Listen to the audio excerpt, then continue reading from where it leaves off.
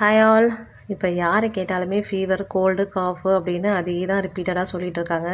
So flu ரொம்ப spread ஆகுது. குழந்தைங்கள ஜாக்கிரதையாக பார்த்துக்கோங்க. நீங்களும் ஜாக்கிரதையாக இருங்க. இம்யூனிட்டியை பூஸ்ட் பண்ணுற மாதிரியான ஃபுட்ஸு, ட்ரிங்க்ஸு நிறைய கொடுங்க குழந்தைங்களுக்கு. ஸோ குழந்தைங்க ஜாக்கிரதையாக இருக்கட்டும். அதை விடவும் பெரிய பிரச்சனையாக போயிட்டுருக்கிறது இப்போ இந்த ஸ்ட்ரீட் டாக்ஸ் பிரச்சனை தான். எங்கள் தெருவுலேயே ஒரு 6 நாய் நிற்கிது. ஸோ எங்கள் ஸ்கூலுக்கும் எங்கள் வீட்டுக்கும் ஒரு 10 வீடு தான் டிஸ்டன்ஸ். நடந்து தான் கூட்டிகிட்டு போகணும், நடந்து தான் கூட்டிகிட்டு வரணும். எந்த வண்டியோ இல்லை என்ன காரோ எது இந்த பக்கமாக போனாலும் அந்த நாய்ங்க துரத்திக்கிட்டே தான் போகுது, துரத்திக்கிட்டே தான் வருது. குழந்தைங்கள நடக்க வச்சு தான் கூட்டிகிட்டு போகிறோம், நடக்க வச்சு தான் கூப்பிட்டு வரோம். இப்போ நியூஸை கேட்கும்போது அப்படியே பக்கு பக்குன்னு இருக்குது நடந்து போகிறதுக்கு.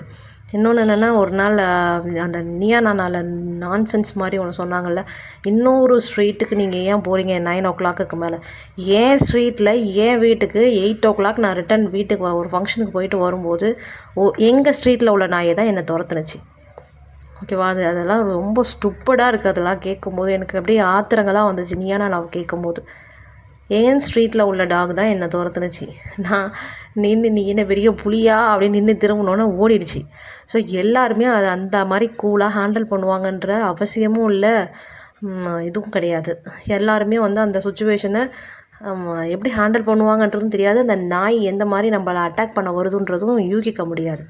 ஸோ இதுக்கு கவர்மெண்ட் ஒரு நல்ல ஸ்டெப் எடுத்தால் நல்லா இருக்குன்றது என்னுடைய கருத்து. உங்களோட கருத்து என்னன்றதை கமெண்ட் பண்ணுங்கள். இன்றைக்கி பசங்க லஞ்ச் பாக்ஸுக்கு சாம்பார் சாதம், வாழைக்காய் ஃப்ரை, மரவள்ளிக்கிழங்கு பணியாரம்.